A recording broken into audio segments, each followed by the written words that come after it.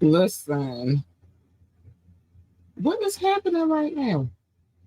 Listen. Welcome to the show. It is me, your girl, Laborly, aka Cat Lee.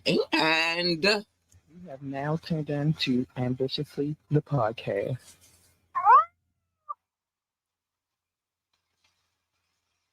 listen, I'm almost forgot.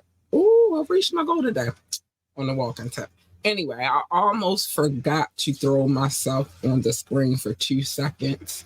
Because I try to make sure I have everything in order. But the one thing that I did not have in order is making sure I was on the screen. But anyway, today, honeys, today, oh, child, today is Wet and Wired Wednesday. Today is the day that we talk about all the taboo conversation, crazy stuff. Sometimes it's about love, sometimes it's about war, sometimes it could be about anything. Right now, we are wired. We are at war. We are at war with anybody who's brought harm to anybody. And it's not just women, it's men, it's whoever. If you took something that was not yours to take from anybody, I'm digging in your behind. That's that. So that's what today is. Before we get into our shenanigans, there are a few things that you need to know. So I'm gonna play something real quick and I'll be right back. First things first.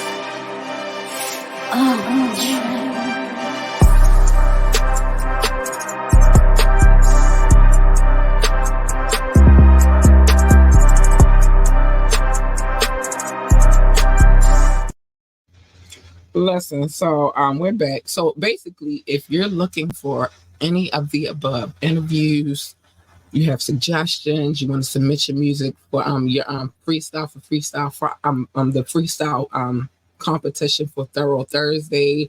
If you like, well, we'll get to that in a minute. You looking for sponsorship situations or advertisement, hit us up. We got you. So right now we are in the midst of, let me say the things that I need to say before I get into it, because I'm going to get into it.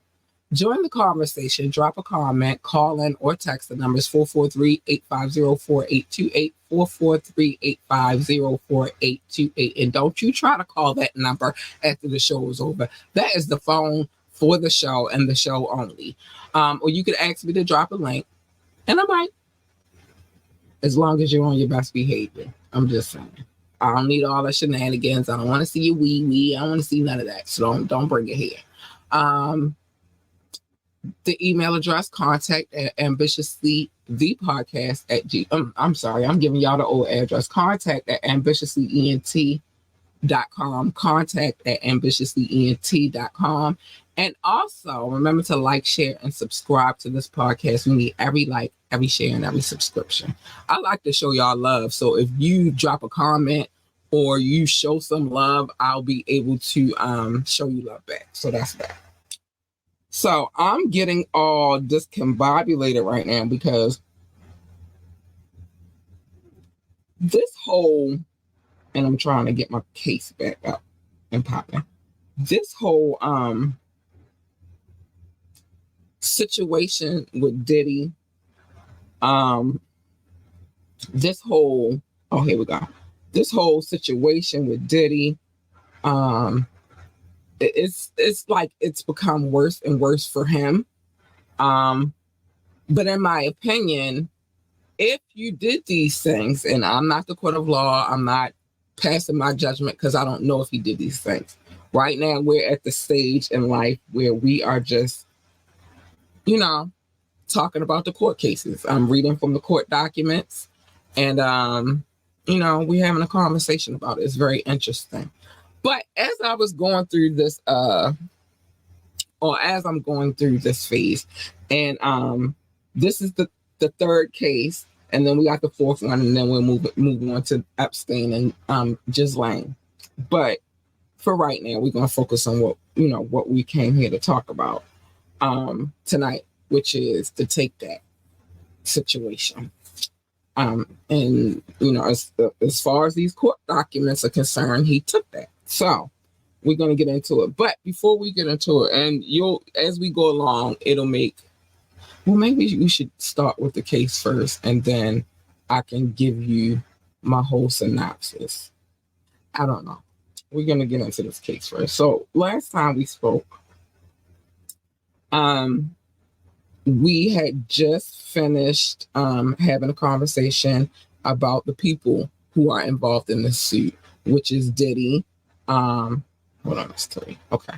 Which is Diddy, Aaron Hall, MCA Inc., MCA Music Entertainment Group, Geffen Records, John and Jane Doe's 1 through 10, and ABC Corp's 1 through 10. And now I find it interesting, the 1 through 10 people. And so in my mind, I'm asking, is there like, are they adding like the people who were witnesses to the lawsuit as well? Which would make sense if you think about it. And we're talking about 1 through 10, it would make sense. So are they saying that like 10 other people were privy to the situation? Like but everything I'm about to put together, when I finish this, I don't know if it'll make sense to you, but it will make sense to me. It will make sense to me once I started digging down the rabbit hole. So hopefully it'll make sense to you too. And I'm going to bring something up as well. So anyway, now they get into the jurisdiction and venue. We don't really want to talk about that. Summary of factual accusation. This is where we want to be. Oh, this is where I had to put my glasses on for this, honey. So upon information and belief in 1990, Liza Gardner was in NYC with a friend. And listen very closely, because when I put it all together, it's going to make all the sense in the world. But she was in NYC with a friend. They were invited to NYC by a close friend close friends who were members of a chart-topping recording group signed to MCA Records. Remember that part, because that's going to go to what I have to say about everything, or how my little detective skills have all come together. And this is just based solely on these court documents and maybe a little bit of hearsay. And you've heard me say some of these things, but now I got to tie it all together. So Liza and her friend met Combs and Hall at the offices of MCA Records. Now, who was Uptown under? What record company was Uptown Records under? Keep that in mind as well. So let's keep going. Miss Gardner and the members of the group were all from North Carolina. I told y'all that already.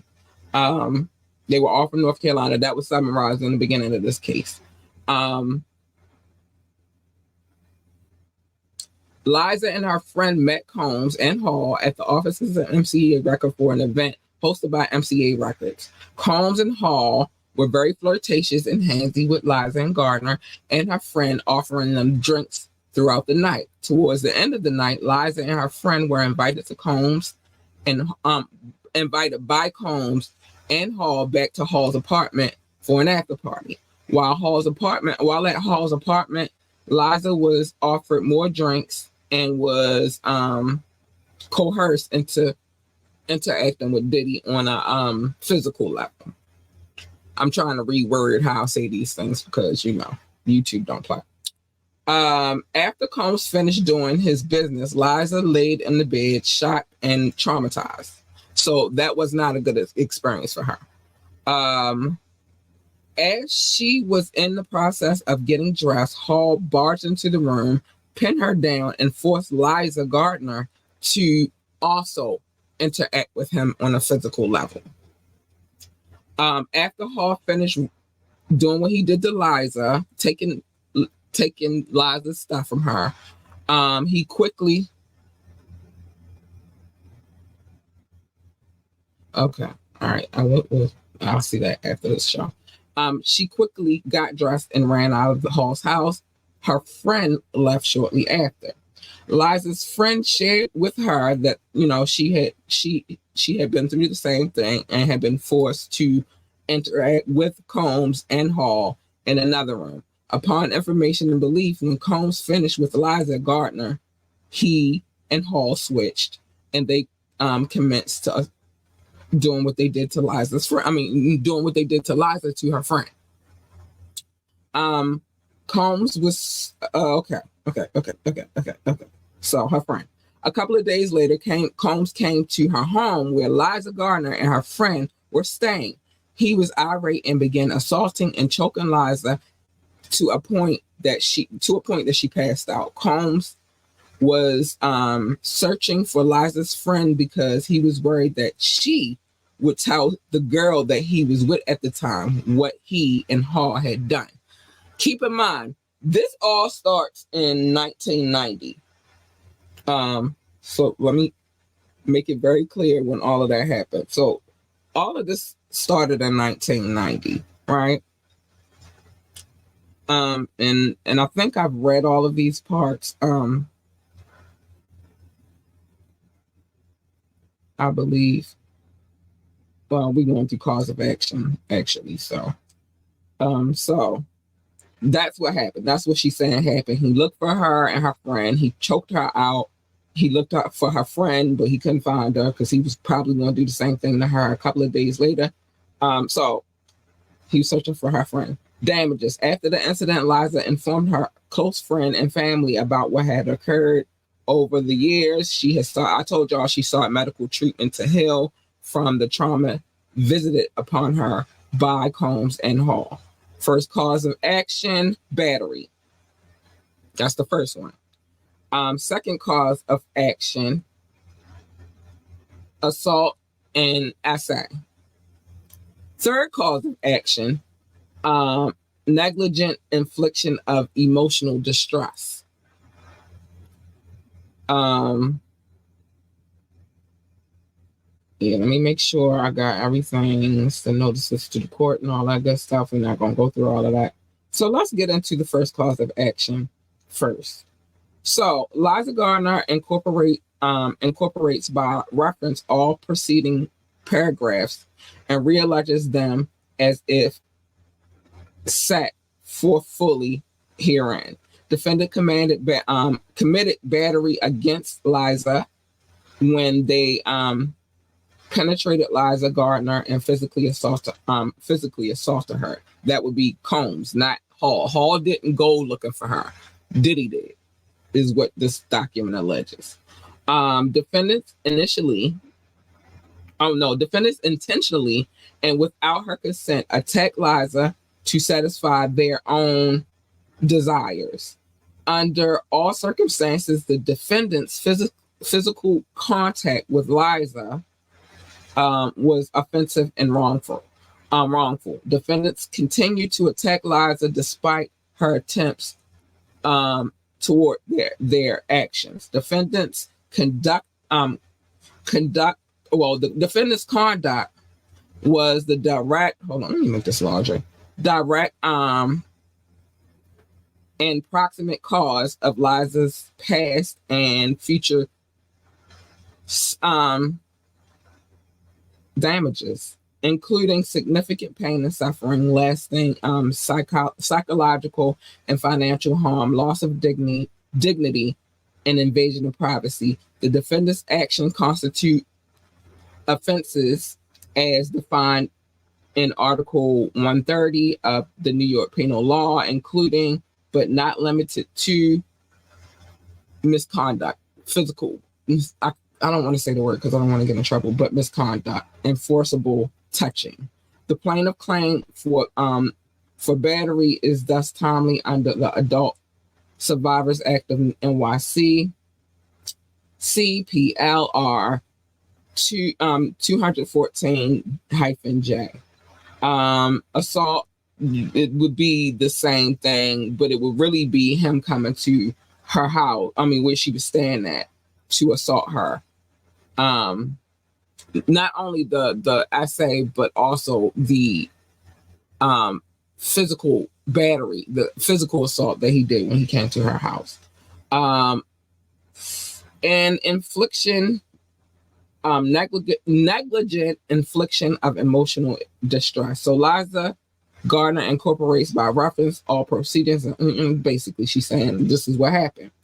The defendant's conduct created an unreasonable risk of causing emotional distress to the plaintiff, and the defendant knew and should have known to such conduct was likely to result in emotional distress that might and or likely would cause illness and bodily harm. The plaintiff's emotional distress was foreseeable to the defendants as a direct and proximate result of neglectful conduct of the defendants.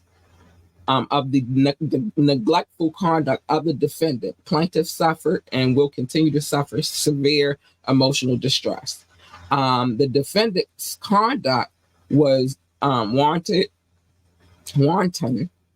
malicious, willful, and or cruel, entitling the plaintiff to punitive damages. And again, that's under the Adult Survivors Act of New York as well. So now that I've gotten through the rest of this case, and the next case we will be covering is the one with him and Harve Pierre, and I do have that document as well. I'm on the fence on whether or not I want to go to that one next, or I just want to skip that one for a second, go to Ghislaine and Epstein, and then come back to Harve Pierre. I'm not letting him off the hook either. It's just I'm trying to figure out how I want to do this because I do need a break from Dick. But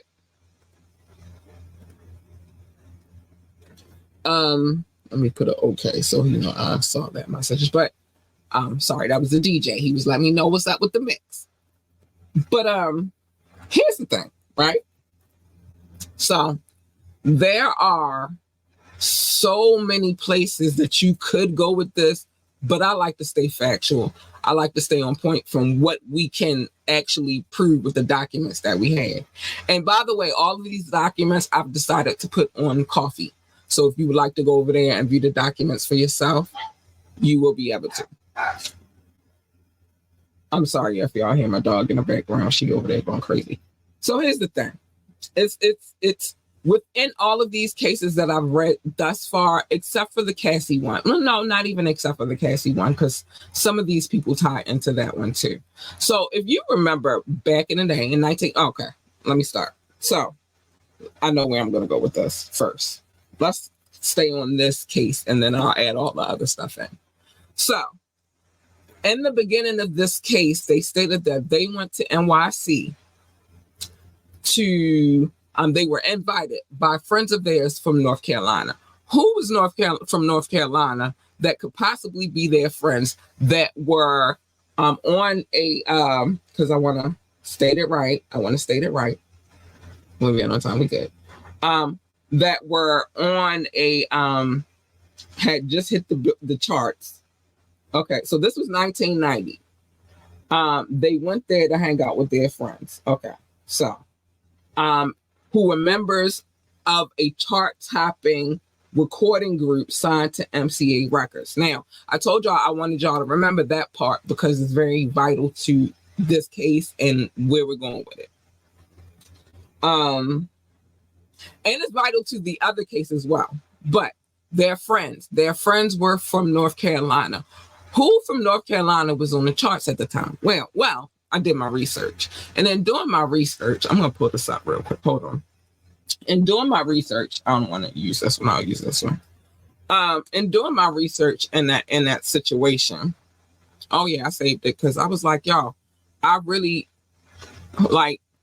need to know. I don't want to just read the case, but I want to dive into the case. So in reading this case, it's only one group that was from North Carolina.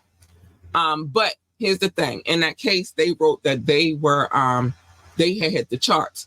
I'm gonna tell you exactly what was happening at that time. Let me get to where I need to go. So it was only one group that was from North Carolina that they could be talking about. who was on MCA. Technically, they were on MCA because Uptown Records was a company under MCA Records at the time. If you go back and you look at any album cover from Uptown at the time, it says Uptown, but it also says MCA Records. So that's that. Hold on. Let me approve this real quick. Hold on, I can do it from my lap. So that's that. So we know who the group is, and I'm telling you, it ties in because remember in the last case, Devontae was a part of that case. Well, his name was brought up, and so I feel like whatever these cases are that are going on right now, I feel like Jodeci, the members of Jodeci, are going to be hauled in as well. All of them, not just Devontae, all of them, as like star witnesses, so to speak, right? So, anyway, back to what I was saying. Why is this happening right now? Okay, hold on, y'all. It's acting crazy around here. Trying to get into my account because I emailed it to myself because I was like, we are going to dive. Okay, I see what's happening. We are going to dive into this case. So what happens is, it's 1990. Hold on, y'all. Let me get this up on the screen real quick. I was wondering why I had to approve stuff because on this account, I never have to approve anything. I make it that way so that it's easy for me to get into. But anyway, so it's just work with me. It's 1990. Who was popular on Uptown Records in 1990? You don't know. I'm going to tell you who was popular on Uptown Records in 1990. And all of this ties in together, I promise you. And this makes me further believe that there is a possibility, a strong possibility. Hold on. Let me get to where I need to get to. It was Epstein. No. I got this after I did the Epstein thing. So I was thinking like, well, Jodeci wasn't per se on the charts like that just then and there. This is the tie-in. Get ready. They weren't per se on the record, you know what I mean, like charting artists on the records just yet. But they were in cahoots. Okay, I don't got time for this. I got it. They were in cahoots with, well, they were on a record with a particular artist that was popular in 1990. And that hold on, I want to put it on the screen because I'm coming with my little. We're gonna go to Wikipedia real quick. That'll make it easier for me, and then I'm gonna share my screen. I just wanted you guys to work with me. So anyway, the person that they were on, here we go, who was on the charts at the time in 1990, because they weren't yet. They didn't even release their first album, so I think 92, 93-ish. But they were on Uptown Records, so they had been signed by that time. But the person that they were connected to was this gentleman, Father MC. And in 1990, it was a hit song that played, that bopped, and it used to go a little something like this. Like, nah, the song was called, y'all thought I was about to sing it. Nah, I'm not about to sing it. But the song is this song right here. This song, hold on, let me make sure. Hold on. Let me make sure y'all on the screen real quick so y'all can see where I'm at. So the artist was Father MC, and the song in 1990, hopefully you can see it. I think I made it big enough. Okay, yeah. So the song of the time was this song right here. And it was called Treat Them Like They Want to Be Treated. That was my jam too. I ain't gonna lie to y'all. I love this song.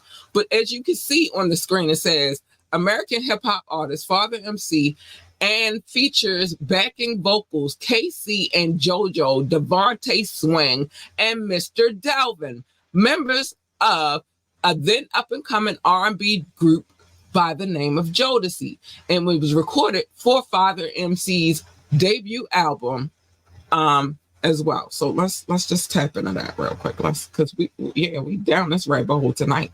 Oh, we are in here. So it was for his debut album. Because I put that on the screen, you should be able to see it. Father's Day, and was released as its debut single July of 1990, and it hit the charts. Okay, so let's keep going. I'm all up in it. And who's on? You see the album cover right there. I see it. You see it. It says Uptown Records, right? Well, Uptown Records was underneath MCA Records at the time, right? Right. So charts. So the charts that it hit were in 1990 were Hot Dance Music, Maxi single sale, single sales ranked 36.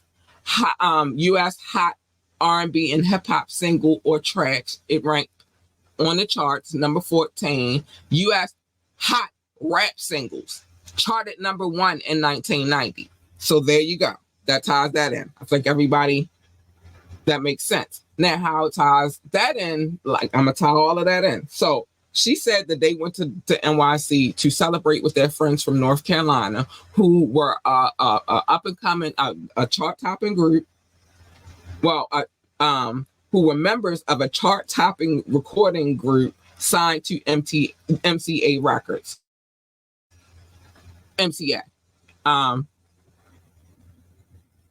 Uptown Records. So I gave you that, who it was. Now, how do they tie into the other case? Well, I told you, Devontae told Shorty that everybody seen her on camera doing, while Puffy was doing what he was doing to her, and then he showed it to everybody. She said, who saw it? He said, everybody. Devontae told her that. This was before he got into his Suge Knight phase of life and started smacking everybody. But I digress. So that's that. So we figured out in that case, Shorty was talking about him, but we also figured out that who Liza was talking about as far as their friends were concerned from North Carolina, who are part of a chart-topping group, which was Jodeci, but they weren't charting yet. Father MC was. Now, how we tie all that together? All of this is 1990. Okay. I'm gonna keep going. I'm gonna keep going because I feel like I should. So, hold on. I got you. I'm not going to tell y'all nothing.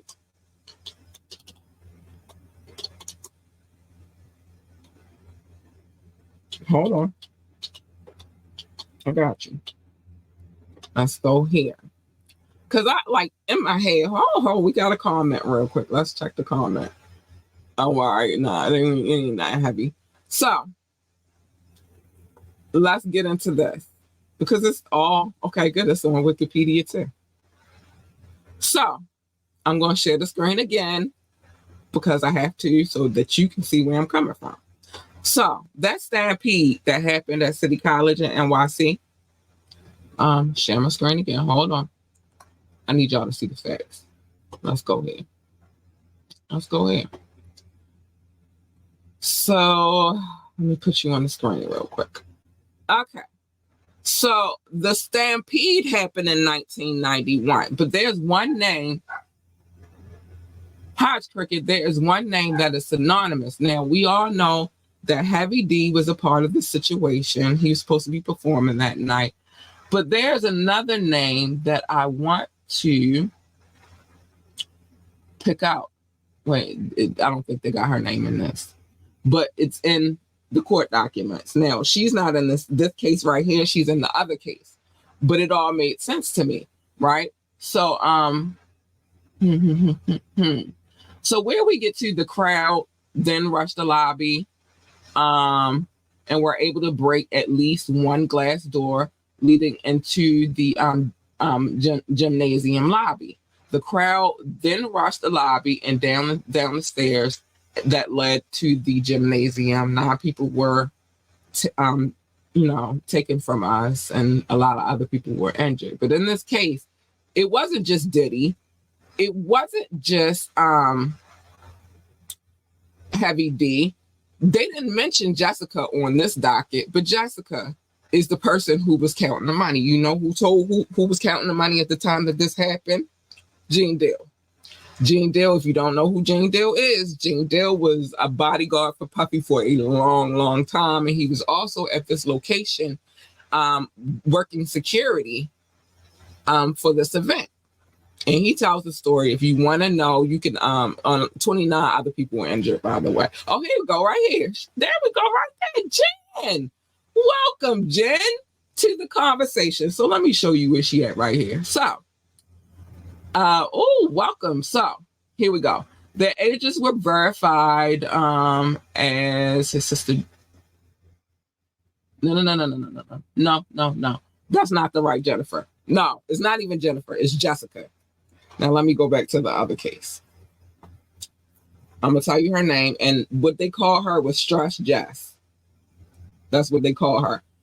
And I can confirm this. Well, Cavario, who's a very big person in Harlem, and also the gentleman who was in charge. Well, I debate that one too, because there's a lot of cross stories for that. But I do know he's a very big dude in Harlem. Like, he was in them streets for a long, long time. No, that's not going on right here. This is the other case. But Cavario, also a gentleman from Harlem, very prominent in Harlem. A lot of people know who he is and all that good stuff, right? So Cavario states that they called her Stress Jess because he was around in them times. Let me make sure. There we go. So her name was Jessica Rosenbaum. That's her name.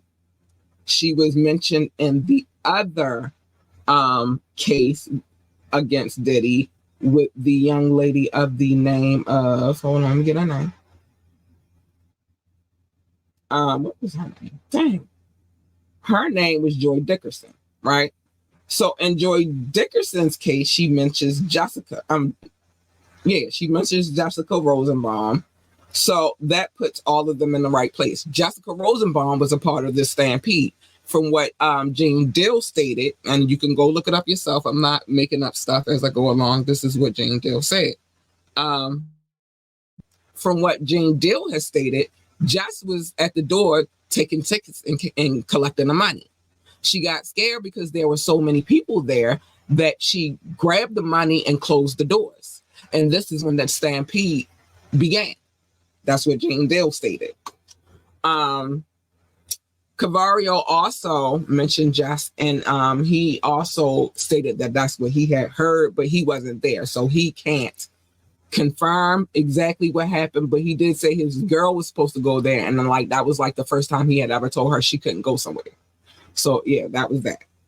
But in the case that we just discussed prior to this, hold on, let's go back to this case. It ties it all together of what was going on at that time. Now, they said, so Jess was around. Jess played a part in a lot of stuff, and I don't know how she don't come up in these cases as, well, maybe she's the 1 through 10 on this case. Maybe she's a part of that 1 through 10. But anyway, so that ties the time period together. Now, we've all heard what Aaron Hall had to say. But there is one particular part in this case with Liza Gardner that strikes me as a little dang, for real? She said that Diddy went looking for the girl, her friend, to confront her because he didn't want her to tell the girl that he was with at the time about what had happened. Let's again get back in the time machine and go back a little bit in time. In 1990, 91, 92, and 93, there was one person that we know for certain Diddy was rocking with.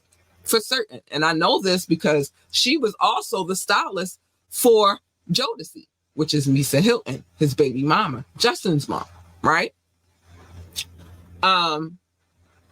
So I can't confirm this, but I'm playing detective here, so work with me. I can't confirm this, but what I can say is if she was styling, Diddy got her a job styling for Jodeci under he took her to Andre Harrell and presented this package. And you remember at the time he was doing like A&R work for Uptown Records and all of that stuff. I would come to the conclusion that Misa was the girl that he didn't want to find out. Why I came to this conclusion? I'm gonna tell you that too. So here goes. And then I'm gonna stop my synopsis for right now, and then we'll continue on with this later. We'll continue with this conversation later. How did I come to the conclusion that Misa was the girl that he did not want to know? Again, like I said, he took Misa to Andre Harrell at Uptown Records to introduce her as the stylist. She styled Jodeci. Jodeci are their friends. How would they know who Diddy's girlfriend was at the time? Because remember, they met them at a party. How would they know? How they would know is this. Misa was styling Jodeci at the time. She was gearing them up for their debut album. And if they were there for Jodeci, if they came there to see their friends from North Carolina, Jodeci, then of course they would have been around Misa at some point in time because she was styling them at the time. They were doing music videos and all that. She was the stylist. So he didn't want her, the girlfriend, the homegirl, to go back and tell his girl, neither one of them, Liza or her homegirl, to go back and tell his girlfriend what he had done. Who is his girlfriend? His baby mama, Misa Hylton. Bam. Yeah, I was putting it all together. The 2 and the 2, the times, and all of which what was going on. And how would they be able to tell his girlfriend if they just came from North Carolina to support their friends? Because the girlfriend was Misa, his baby mama, who was styling Jodeci at the time. She styled everybody. Jodeci, Mary J. Blige, she styled everybody. She is the reason why Mary J. Blige has this iconic look. And they're very close, by the way. Talk about it. Her and Mary, her and Mary are so close that she is Justin's godmom. That's how close they are. And we all know that Diddy and Mary are close. So, after reading these last 2 cases and the fact that Jessica came up in the last case, I know that Jessica was a part of that whole Stampede situation in 1991. It all makes sense. It goes together. And as far as him doing what he did with Aaron Hall didn't snitch. He done gave you up. I'm not saying that y'all did this particular thing, but he did say Diddy has seen him and Jodeci has seen him do his thing. That's what he said. That's what he told him. He said, Diddy and Jodeci watched me fuck before. They know my dick not little. That's what he said. That's what he said. You can go look it up. I'm not playing that on my channel either, but that's what he said. That's exactly what he said. So if Diddy and Jodeci seen him smash before, and let me get this off the screen. They seen him smash before. Why wouldn't I come to the conclusion that all of this, you feel me, like the whole Liza and her homegirl, they were all around each other. They was hanging around each other. They was doing dirt together. You feel me? So that's that. So I wanted y'all to go down this little rabbit hole with me because I'm not just making, it's like not just coming out of nowhere. We're reading these cases, and in these cases, these people pop up. Dang, I'm mad Jess wasn't mentioning this wiki situation, but it's okay. It's okay. Because Jane Dill's told it, and if you watch anything that Jane Dill has said, he's talked about her. If you go watch Al Prophet, him and Cavario, like I said, I told you before, and I've been rocking with Al Prophet for a little bit, only because he has this really weird kind of style of doing things. And then eventually he started interviewing Cavario, and then they got together and they started doing things together. And now they do like a lot of YouTube stuff and stuff outside of YouTube together as well. But Cavario has mentioned Jess. You know what I'm saying? So she was there at the Stampede. She was in the last case we just read about the young lady, the other young lady that Diddy did that to. And her case was in 1990 as well. I think it was in 19. Let me make sure. I don't want to say nothing wrong. I believe her case was also for something that happened to her in 1990. And if you think about it, like at the time, everybody was real young, right? I think that's this one. Everybody was real young. So it would make much sense for all of this to be going down. Hold on. And I told you, Devontae is the one who told her, Miss Joy, what happened. Like that everybody's seen the video. What happened to Joy was in 1991. So they had been doing this. So what happened to Liza and her friend happened in 1990. What happened to Joy was in 1991. See what I'm saying? And by this time, he really feeling himself, and he had to worry about Misa because Joy didn't know Misa. She knew Jess, though. She knew Jessica Rosenbaum. She knew her. So it's a lot of. The more I read these cases, like I said, I'm not a judge. I'm not a jury, so I'm not gonna say that he's guilty. But everything is leading back to his guilt. Like, I mean, everything is leading back to his guilt. Every single solitary thing. So that's how those two cases tie together, because Devontae is the one in the first case, the last case that I read. Now all of Jodeci is in this case. Jessica, we know she was in the picture around that time because she was a part of the situation with the City College Stampede. She was the one collecting the money. Hi, Rock. She was the one collecting the money at the door. She's the one who got scared, grabbed the money, and shut the door, according to Gene Dill. So she was there. That ties her in. That happened in 1991. Joy Dickerson's case happened in 1991. So that would put Jessica in the right place at the right time. It's just a lot, y'all. It's a lot. It's a lot. It's a lot. And the more, like I said, the more I dig into these cases, the more it makes sense. Now, this case with Harpierre and others, because she said it was a multitude of dudes in the room, that doesn't take place in the 90s. This Joy Dickerson and this Liza Gardner case take place in the 90s. And again, then think about it. By the time that Diddy got to Big, he had Big before he got.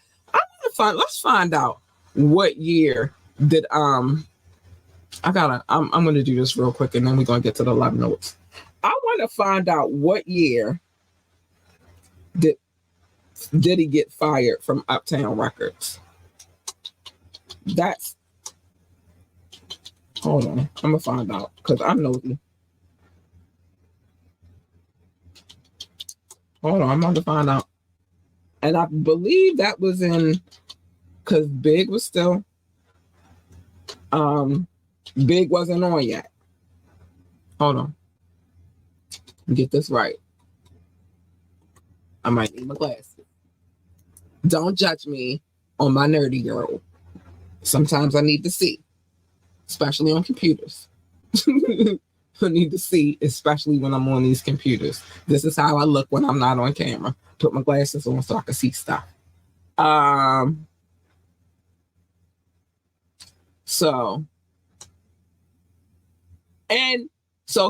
think he Uptown. Okay, so Diddy got fired from Uptown Records in 1993. So this is prior to him getting,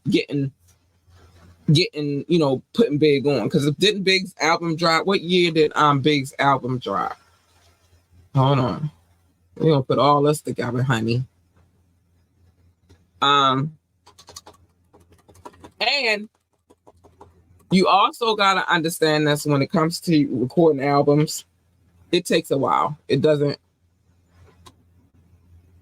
just happen right away. It's a process. I'm quite sure they were working on the process, but let's see. I should have said what year did he signed Biggie. But so Biggie's album released his album in 1994. So we talk about 1990, 1991, 1992, 1993, when he gets fired from Uptown Records. And then he gets his deal with Clive Davis, and then 94 Big drops his album. So you know what I'm saying? See how that all goes together. But Puffy was working at Uptown Records at the time, and that's why MCA is included in this case. Just like in the case with Joy Dickerson, it's Bad Boy Records and anything affiliated with Bad Boy Records. Let me see who she got on her docket, though. So on Joy's case, she's suing Diddy, Bad Boy Entertainment, and Bad Boy Records, and Combs Enterprise LLC. So she just suing him in any business that he owns. Liza and her friend, they're suing MCA because it's 1990, so they were still underneath MCA. I don't know why Liza didn't put her case in that category, add MCA to it, because at the time he was totally still working for MCA Records. Uptown Records, which was underneath MCA Records. So that's that. But yeah. So yeah, I've been in here just because I have to read these cases, and I go through. I'm reading these cases, and I like I said, I don't like to bring anything that is not related to this. The extras, all that. He's smashing and all that. He probably is. Cassie said he is. He probably is. Okay, fine. I just want to talk about the facts of what they're saying he actually did. I talked about the facts of what Cassie said he did. I talked about, and if he had that behavior with Cassie, why wouldn't I assume that it started way before Cassie? Gene Dilder said he used to beat Misa. Gene Dilder and Mark Curry done said he used to do that. He used to beat Kim Porter. She done stabbed him with a corkscrew because he was beating her.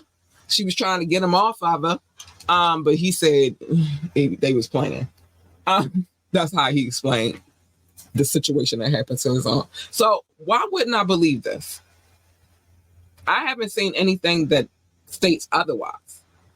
But again, doing these cases has turned me into a sleuth, honey. I'm taking y'all down the rabbit hole with me. But yeah, so it is what it is. So I just wanted to cover all of those bases and why I feel like how I feel.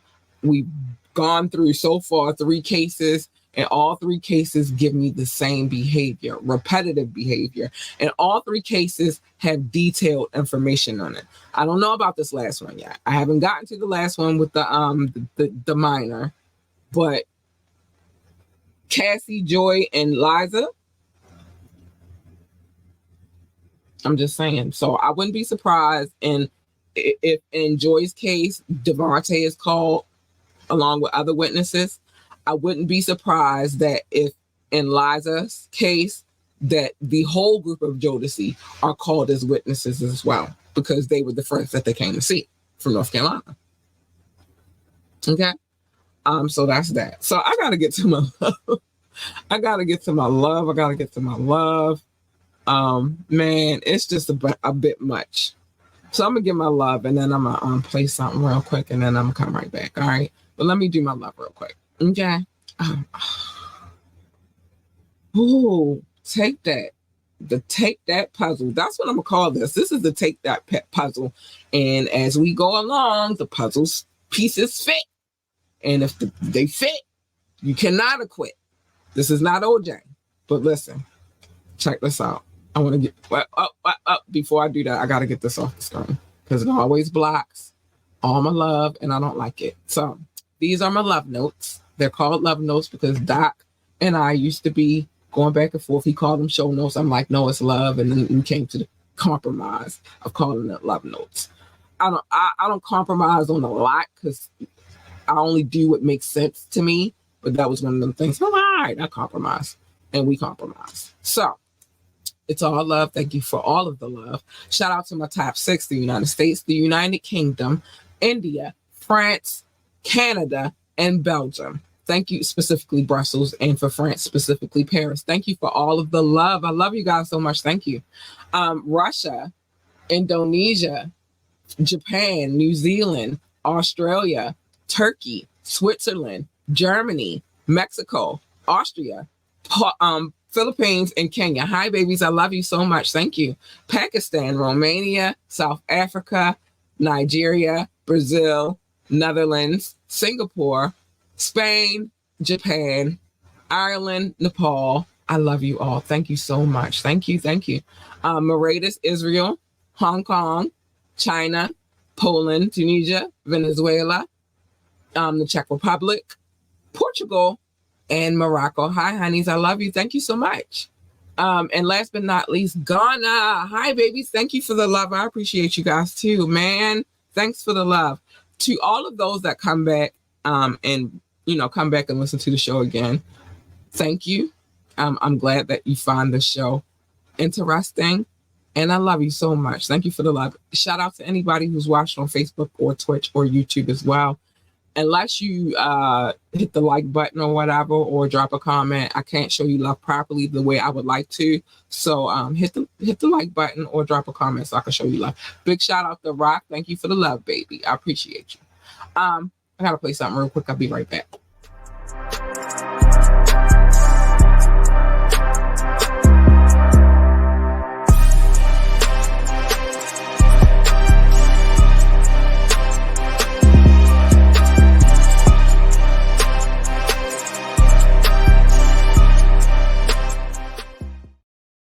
All right, I'm back. If you would like your music played on our radio station, know that you do receive your royalties from being played on my station. We have a license, and we're licensed across the board, no matter who your publishing company is. And you get exposure. People listen, so go over there. Hit me up. Let me put this on the screen. I'm about to say these things anyway, because it makes perfect time. It's perfect timing for me to say these things. It is. It's perfect time. Join the conversation. Drop a comment. The number, text caller, text. The number is 443-850-4828. 443-850-4828. You can ask me to drop the link, and I might, if you're on your best behavior. But you gotta ask me first, because that just saves me from the drama. If by chance you want to submit some music to be played on our radio station, it's contact@ambitiouslyent.com. Contact@ambitiouslyent.com. Know that if I play music videos, or if I play the music on my radio station, well, I don't need your permission, but I like permission. I'm not on the radio station anyway. On here, I get permission first, but on the radio station, not so much. I don't really need permission over there. You'll get your royalties from it, so it doesn't really matter. Now that's it. So I'll play what I want. But I have permission if I played it, so it is what it is. Remember to like, share, and subscribe to this podcast. We need all of that love. I told y'all that already. Check out our website, www.ambitiouslyent.com, www.ambitiouslyent.com, and join our coffee community. If you want to see these documents, if you want the full documents, and I got full documents, you'll join our coffee community. Coffee.com/ambitiouslyent. Anything that has, just type in ambitiously ENT and Google will show you where to go for all of that good stuff. Big shout out to our DJ. He said he's working on the mix as we speak. So, and I'll have it by tomorrow. So yeah. But big shout out to our DJ. Rukazi. His information is on the screen right now. Big shout out to him. Big love to Rukazi. He always hold us down. I'm more than certain that this mix is going to be some heat, because it's for Fire Friday, and we only bring heat on Fire Fridays. If you would like to donate to the show, $ capital LURLUCIDITY is the one with the logo, not the one that ends in 1. That's not me. I don't know who that is. They trying to get my money, y'all. And remember to let us know how y'all feel about these mixes. They are, it's very important to us to know how you feel about it. And, if we could do something different, it's important. We like feedback. So that's that. Okay, that's that. Also, hold on. Let me get us right. Let me get us right real quick, boo boo. Let me get us right real quick, boo boo. All right, and also make sure that you tune in. Hold on. Oh no, I got that up here. Hold on, baby. Hold on. Okay. Make sure that you tune in on February the 4th for our next segment of Smoke Break, where we sit down. Hold on, let me put this back on. Where we sit down with Authentic John Doe, 9:30 as usual. We're gonna sit down and we're gonna have some conversations, some good conversation. Can't wait to get to know him and what he's about and all of that good stuff, musically, business wise, all that good stuff. So we will be sitting down with him on that date, and make sure you tune in.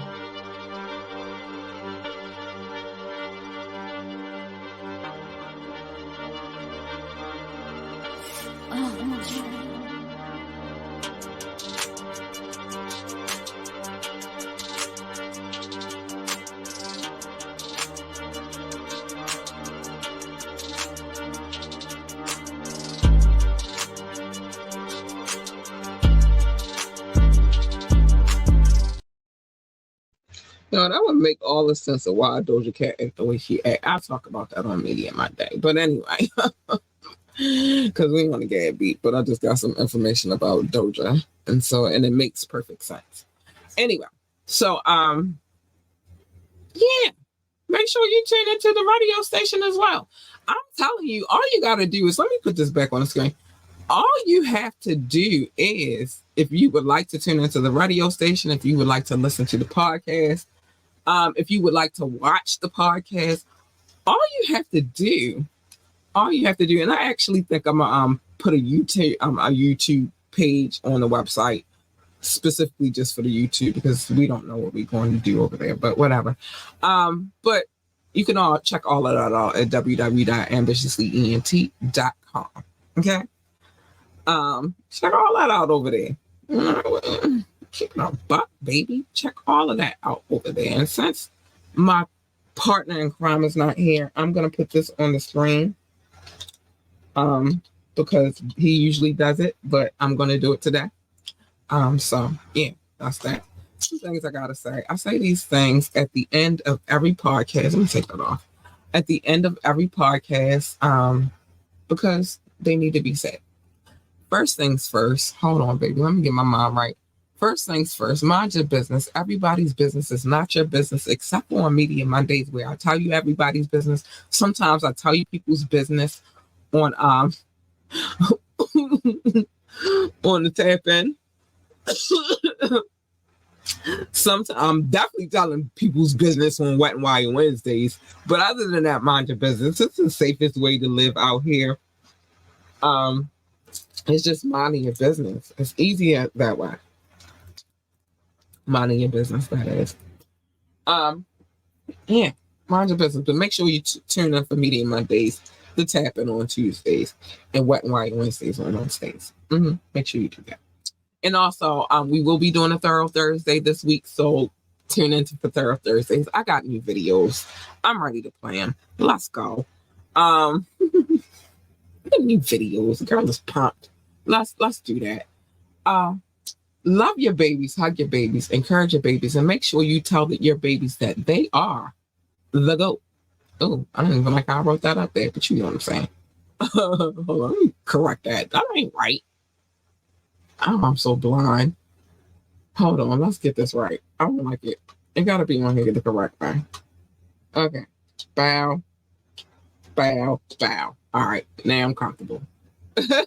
But I wouldn't say I'm a perfectionist. I just like things a certain kind of way. It might be OCD, not perfectionist stuff. But make sure you tell your babies that they are the GOAT, the greatest of all times. They need your encouragement. They need you to love on them and just tell them they're awesome. And they'll be all right out here. You know what I mean? They need that encouragement. If they want to work for NASA, then tell them to be the best astronaut, engineer, receptionist, janitor, freaking secretary, or whatever the heck else they do over there at NASA. It's space, and I love space. I like looking at the sky. So yeah, let them do that, but tell them to be the best at it. If they want to work for NASCAR, then tell them to be the best pit boss, NASCAR driver, or commentator, or whatever the hell else they do over there at NASCAR. I don't know. I've never worked there either, but they drive fast. That's what I do know. But just tell them that they are great. They're awesome, and they need that encouragement, and they'll be everything you need them to be. You won't have to worry about them too much because they know you got their back and they gonna do what they supposed to do. That's that. But encourage the babies and make sure you tell them that they had to go. Stay in your lane. Let me tell you why I'm gonna need you to stay in your lane. Because you jump in my lane, you getting hurt all day, every day. I try to warn people. It's like I warn people, but they don't pay attention to what I be trying to tell them. And I'm telling you with a reason, on purpose, for a reason, so that we don't have to go through these type of things. But y'all want to do what y'all want to do anyway. Because you jump in my lane, you getting hurt. All day. All day. Like, I don't have no problems bringing the girl out. No problems bringing the girl out, but I don't like to. I like her to stay, sleep where she at, not bothering nobody, all that good stuff. So don't bring her out. You don't want her. You want her. She's nice, sweet, kind, and cuddly and all that good stuff. You want her. Or at least her. Hey, you big purr. Because if cat is purring, cat is a happy, happy, happy, happy girl. So yeah, that's that. You know what I mean? That's what it is. That.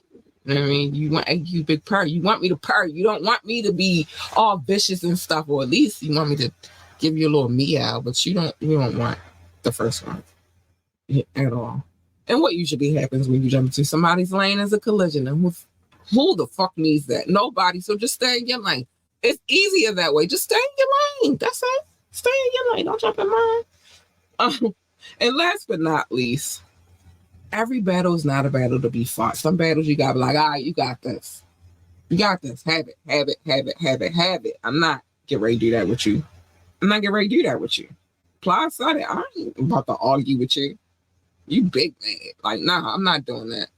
And Mobb Deep tell y'all all the time, there is a war going on outside and that no man is safe from it. So in my interpretation, that means don't worry about the bullshit battles. Worry about the big ass war we gotta fight. How about that? I'm just saying. How about that? That's it. That's all. I think I said everything I needed to say. I gotta get out of here. I gotta go be a mom because that's really my number one job. But I will be back here tomorrow night at 9:30 for a tap in so we can watch some of these new videos together and get to know some of the artists that we, sit down and talk to. You hear from them. They sit down and interview you. Might as well hear their music as well. So we're gonna do that. We're gonna do the interviews and we're gonna let you hear their music. Let's go. So with that being said, I gotta get out of here, y'all. Bye. I love y'all. Be safe out here. Stay out of trouble.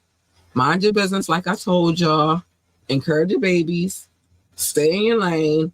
And don't worry about the bullshit ass battles. Worry about the war. I love y'all. Good night. Stay safe. Bye. Hip hop hippie. Out. Bye.